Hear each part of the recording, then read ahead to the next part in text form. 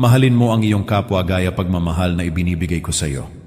Magpakumbaba at maglingkod ng buong puso. Magbigay ng kapatawaran at magmalasakit sa mga nangangailangan.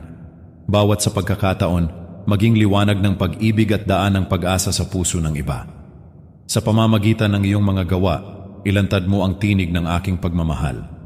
Palakasin mo ang iyong pananampalataya sa akin at isabuhay ang aking mga aral.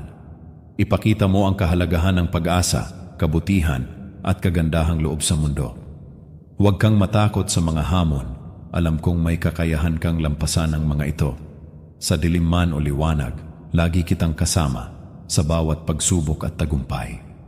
Magpatuloy ka sa paglalakbay ng buhay na puno ng pagmamahal, kabutihan.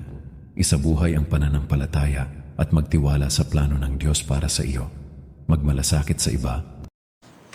Lord, aking sinusuko ang aking buong buhay sa iyo at aking hinihingi ang pagkontrol mo sa buhay ko dahil pag ako lamang hindi ko kaya kontrolin ang aking sarili, kaya Panginoon, hinaalay ko sa iyo ang aking buhay.